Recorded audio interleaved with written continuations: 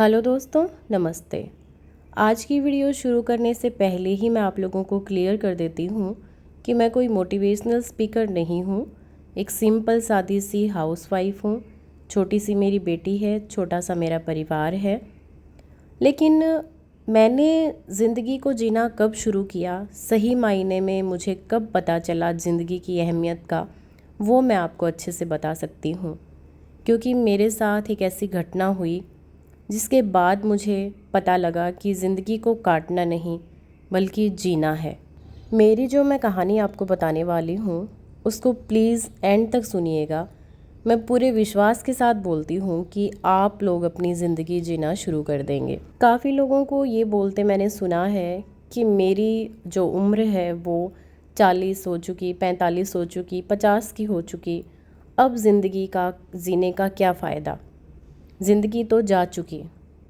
लेकिन ऐसा नहीं है। चलिए अब जो मेरे साथ हुआ वो मैं आपको बताती हूँ। पिछले साल अप्रैल की बातें हैं। मुझे भूख लगना बिल्कुल बंद हो गया था। तो मैंने अपने घर पे ये सारी बातें बताई। मेरे हस्बैंड और मेरी सास तो देखते ही थे कि मैं नहीं खाती हूँ अच्छे से।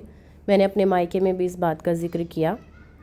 तो उन्होंने बोला सबने ही कि हो सकता है गर्मी ज़्यादा है, गर्मी की वजह से कई बार हो जाता है, भूख नहीं लगती।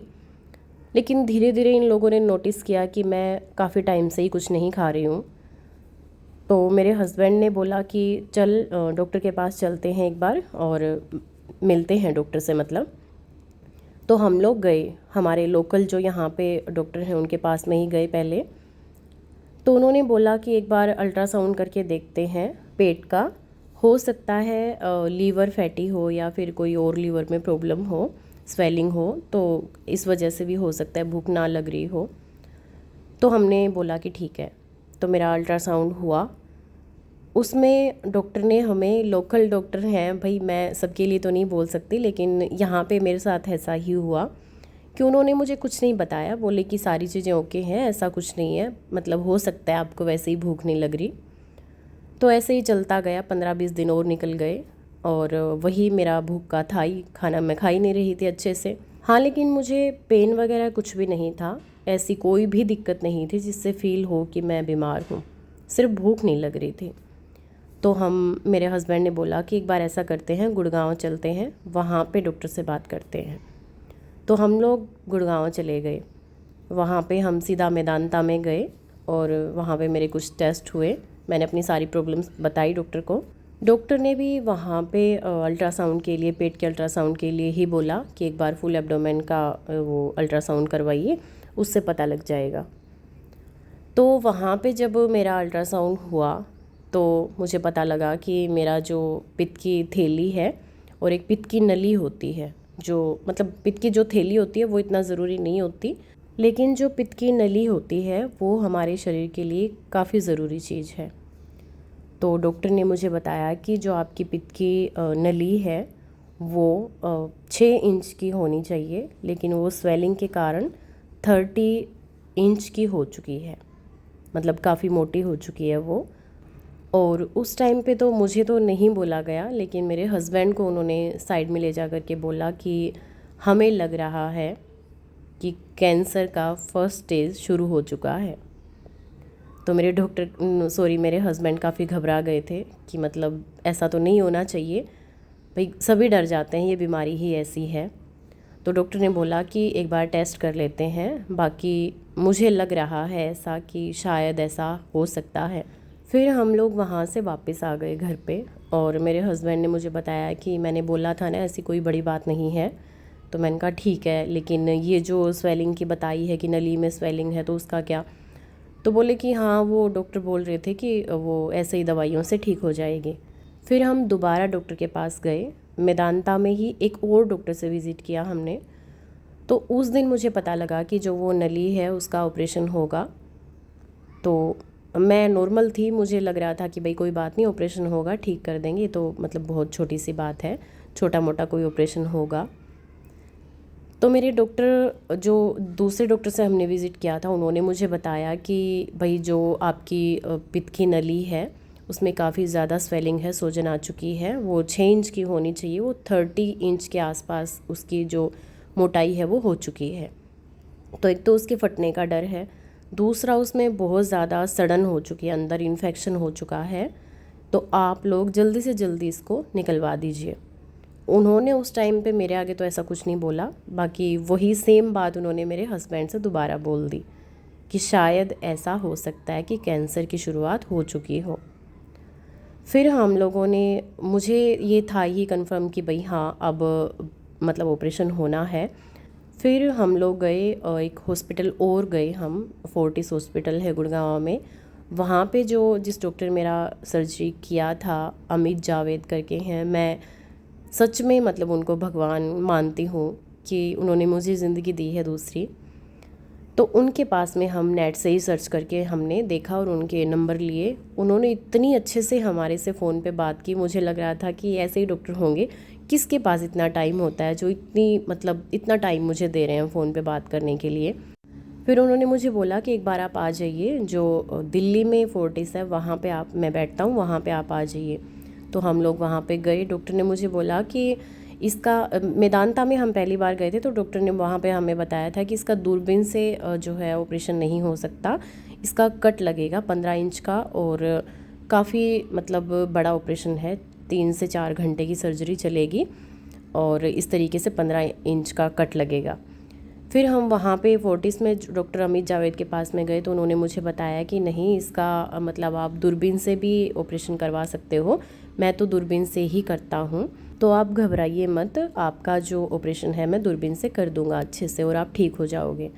लेकिन वही मेरे हस्बैंड से उन्होंने वही लाइन बोली जो पहले 2 डॉक्टर्स ने बोला था। तो हम लोग, उन्होंने मुझे बोला मतलब मेरे हस्बैंड को बताया कि जल्दी से इनको 15 मई की डेट मुझे दी गई थी, 15 तारीख को आप ले आइए, इनका ऑपरेशन होगा और हम कर देते हैं। लेकिन उससे पहले एक बार आप इनका ब्लड का टेस्ट वगैरह करवा दीजिए, जिससे पता लग जाए कि कैंसर की शुरुआत तो नहीं है। बाकी मुझे लग रहा है कि है। तो मेरे हस्बैंड ने टेस्ट वगैरह के लिए मुझे भेज दिया, लेकिन मुझे कुछ आइडिया नहीं था कि ऐसा कुछ है। तो हम लोग 13 तारीख को मैंने अपने डॉक्टर से बात की कि हाँ ऑपरेशन के लिए मुझे जाना है। मतलब मैं डर नहीं रही थी बिल्कुल भी, सच बताऊँ तो। लेकिन मुझे एक बात उस टाइम पे ये पता लगी कि मुझे 2 दिन के लिए 2 दिन के लिए नहीं, 1 दिन के लिए बोला गया था, आईसीयू में रहना पड़ेगा। लेकिन मैं अपनी बेटी से आज तक, अगर वो रूम में होती है और वो सो रही है या फिर वो बैठी भी है नॉर्मल, तो भी मैं अपने हस्बैंड को या अपनी सास को बोल के, अगर मुझे कहीं बाहर जाना है 2 मिनट के लिए भी, तो मैं बोल के जाती हूँ कि इसके पास आ जाओ, मैं 2 मिनट में आ रही हूँ वापस। तो मैं उसको कभी 1 या 2 मिनट के लिए भी अकेला नहीं छोड़ती। तो उस दिन मुझे पता लगा कि भाई ऑपरेशन के बाद में, मुझे ये था कि ऑपरेशन के बाद में मुझे नॉर्मल अपने जो वहाँ पे रूम है उनमें शिफ्ट कर देंगे और मेरी बेटी मेरे पास आ जाएगी। लेकिन उन्होंने बताया कि आपको 1 दिन के लिए आईसीयू में रहना पड़ेगा और आपकी बेटी आपसे नहीं मिल सकती उस दिन। तो भाई मेरा रो रो के बुरा हाल था। मुझे ऑपरेशन का डर बिल्कुल भी नहीं था, लेकिन हाँ ये था कि मेरी बेटी मेरे से दूर रहेगी मतलब। तो मैंने डॉक्टर से बात की उस दिन 14 तारीख की रात को कि ऐसा नहीं हो सकता, मैं आईसीयू में ना रहूं या फिर आईसीयू में मेरी बेटी मेरे पास आ जाए मिलने के लिए या मेरे पास हो जाए। लेकिन मुझे ये अंदाज़ा नहीं था कि उस दिन मेरी क्या हालत होने वाली है। मुझे यही लग रहा था कि ऑपरेशन के बाद में, क्योंकि मेरी बेटी सी सेक्शन से हुई थी, तो मैं ऑपरेशन को ऐसे ही हल्के में ले रही थी कि नॉर्मल ऑपरेशन होगा, मैं आराम से बोल पाऊँगी। लेकिन डॉक्टर ने मुझे बोला कि नहीं, आपको 1 दिन के लिए तो आईसीयू में रहना ही पड़ेगा और आपकी बेटी आपसे नहीं मिल सकती। तो भाई मैं बहुत, मतलब इस चीज़ को लेके मैं बहुत रोई पूरी रात। और 15 तारीख की सुबह मुझे 5 बजे यहाँ से निकल जाना था, क्योंकि 6 घंटे का फास्टिंग देते हैं डॉक्टर ऑपरेशन से पहले, और 6 घंटे पहले आपको कुछ खाना भी नहीं है, कुछ पीना भी नहीं है। तो 5 बजे मैं यहाँ से उठ के गई, मेरी बेटी मेरे पास सो रही थी। उस दिन मुझे ये लग रहा था कि शायद मैं वापस पता नहीं आऊँगी या नहीं आऊँगी, क्योंकि मेरी मम्मी भी मेरे पास में आई हुई थी यहाँ पे, मेरी सास भी थी, मेरे हस्बैंड भी थे, सब ने मुझे बहुत अच्छे से संभाला, पूरी फैमिली मेरे साथ थी। लेकिन मेरी बेटी को छोड़ के जाने का मेरा बिल्कुल भी मन नहीं था। और मैं अपनी बेटी को सुबह 5 बजे यहाँ पे निकल गई थी मैं। 5 बजे मैं यहाँ से चली गई और मैंने अपनी मम्मी और मेरी, मतलब जो मेरी सास है, उनको बोला कि भाई आप 9 बजे के आसपास जब ये उठे तो इसको नहला के और मेरे पास ले आना। वो बोले ठीक है तू जा, हम इसको ले आएंगे तेरे पास में। पूरे रास्ते में रोती हुई गई। मेरे हस्बैंड बार बार में बोल रहे थे कि रोना नहीं है, तुझे भूखा रहना है, प्यासा रहना है, रोएगी तो तुझे प्यास लगेगी। वो मुझे चुप करवा रहे थे, लेकिन बस मुझे ये था कि मेरी बेटी मेरे से दूर क्यों है। मैं वहाँ पे पहुँची जैसे ही हॉस्पिटल में, तो वहाँ पे पता नहीं क्या इशू था कुछ। उन्होंने मुझे बोला कि पता नहीं आज तो होगा या नहीं होगा ऑपरेशन। मैं बार बार में वहाँ पे जैसे हॉस्पिटल में भी गणेश भगवान की फ़ोटो बना रखी है वहाँ पे, तो मैं उसके आगे बार बार में हाथ जोड़ रही कि हे भगवान, मेरे ऑपरेशन को कैंसिल कर दो, आज नहीं होना चाहिए, ताकि मैं अपनी बेटी के पास चली जाऊँ वापस। लेकिन थोड़ी देर बाद मतलब कंफर्म हो गया था कि आज ही सर्जरी होनी है। मैं अपनी मम्मी को बार बार में कॉल कर रही कि पार्थवी को अच्छे से नहला देना।